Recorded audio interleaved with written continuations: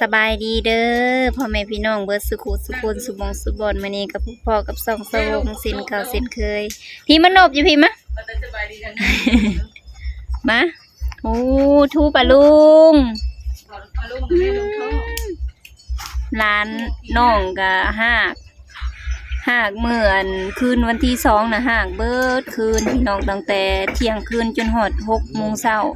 ไปโรงหมอ2 เทื่อถึกซักยาเจ็บโลดบอกเจ็บ แม่บอกปลาลุงว่าเจ็บเพิ่นว่า เจ็บแฮงบ่ซักอยู่ไสซักอยู่ไสนะซักเขาซักให้อยู่ไสหมอนะครับ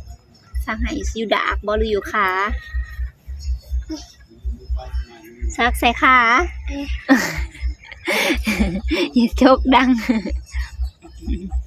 ตากระบะพี่น้องย่างก็บ่มีแฮงย่างก็ทะร้อยอยู่มีแต่อยากล้มของแนวมือมาพี่จังน้อยล้มนะมาเกือบกับบ่ใส่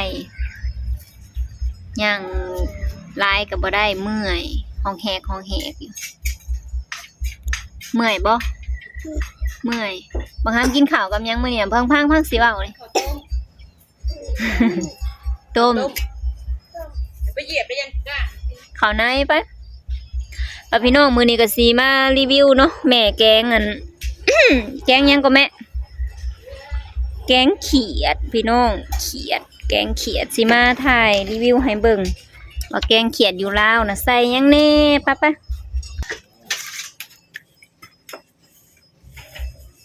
นั่งอยู่หันแหละบางหำไปใส่แล้วคือปลาหลดสลังงางมันกิน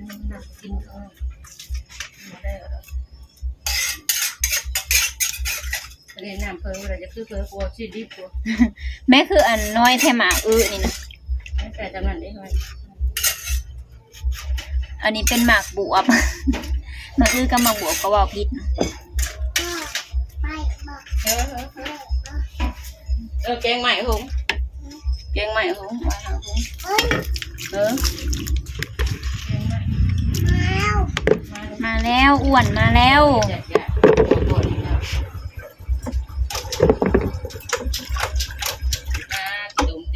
แม่พักยังคือบ่เคยเห็นแม่พักเขามาแล้วอ่ะแม่พักยังคือบ่เคยเห็นเลยในเช้าเข้ามา4 ตัวใบมักเล่นเอาบ่ได้ลงแถมมันลงไหลผู้เดียวมันอันนี้ใบมักเล่นเนาะแกงแส่อ่อมใส่เขียดก็ได้พี่น้องใบมักเล่นก็คือใบมะเขือเทศนั่นน่ะใบแป้นเอามาโซกล้องมึงดูปลาน่ะได้บ่ไ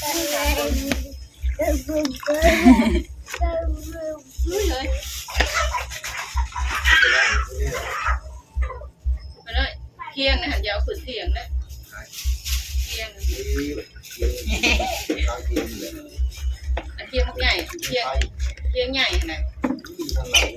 ครั้งแรกเขาเรียกมันขึ้นเพื่อนเอาขึ้นไปในนะสะพายเอาขึ้นไปยังไม่หายไปกินท้ายแต่ว่าเอาไปหลอกฮาเล็กเอาหรือวะนั่นไปเลยไปเลยปลานั้นปลาจานตัวยังโตเห็นไหมมาอุ้มมาเด็กเนี่ย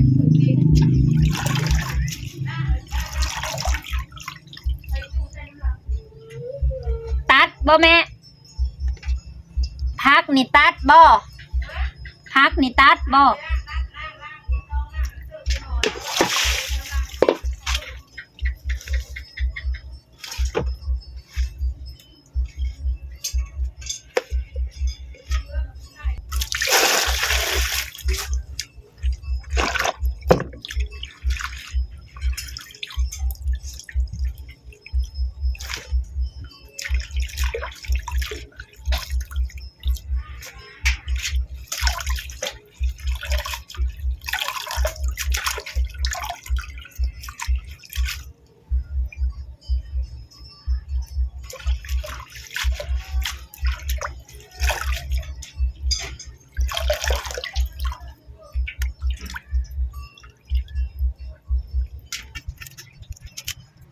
คิว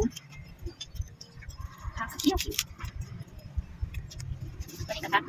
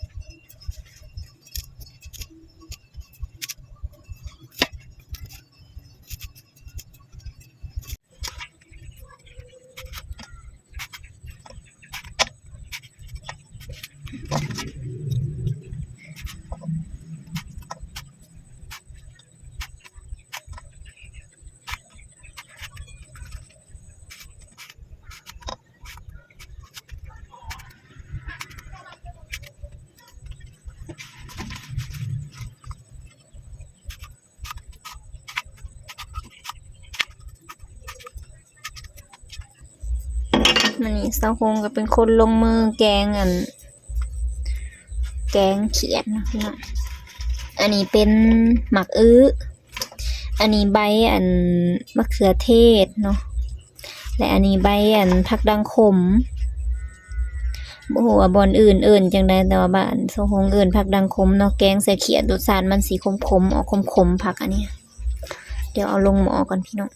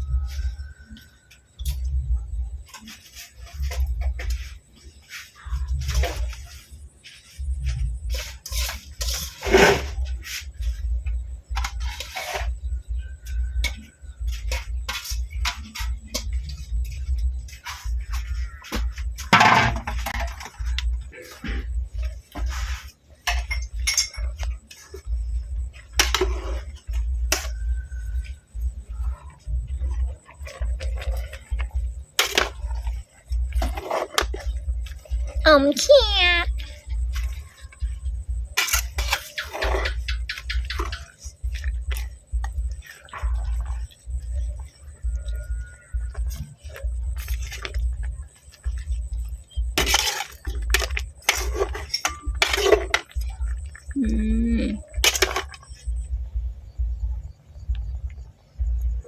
ปลาเค็งตัวนี้หน่อย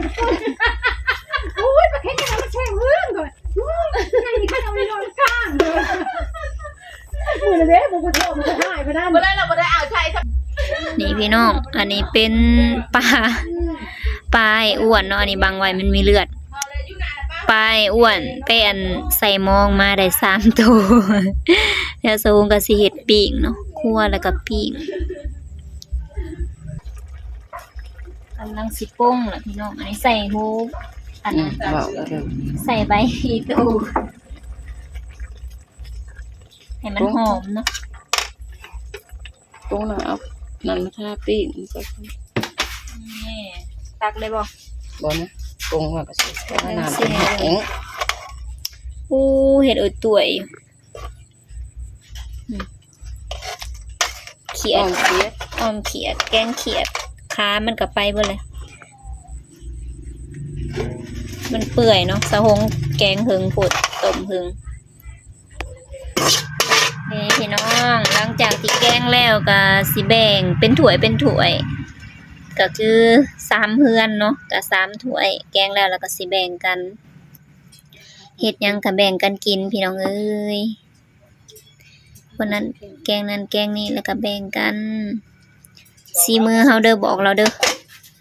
อ เอาไปหาลุง เฮาเป็นคนอ่อมแต่เฮาบ่ได้ เอาเกลือใส่แล้วก็ปิ้ง สาวหงน่ะเป็นคนแกงแต่บ่ได้กินเนาะสาวหงบ่ได้กินเขีดพี่น้องตั้งบ่มักนี่แหละเป็นความบ่มักส่วนตัวเนาะบ่แม่นว่านั่นเด้เอาไป ตัวน้อยลุง อันนี้คือหนาส้มหนาผู้ที่กินเขีดกบอึ่งขี่กังคาก นี่ ปลาเนี่ยปลานี่สะหงสิปิ้ง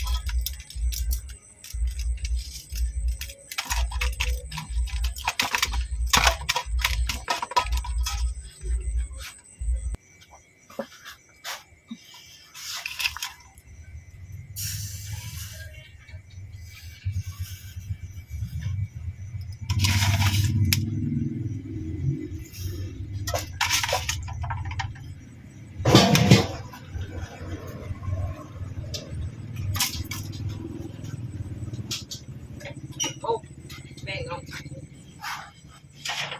แล้วมันจะแกะ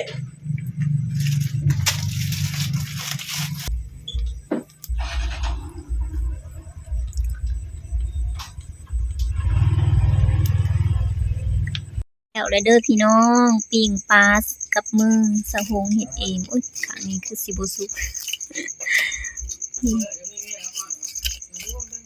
นี่แล้ว ต้องช้อนอยู่แล้ว เพิ่นกินข้าว3พ่อแม่ลูก สบายดีพี่น้องขาวเด้อ ใบเด้ เดี๋ยวกินเขา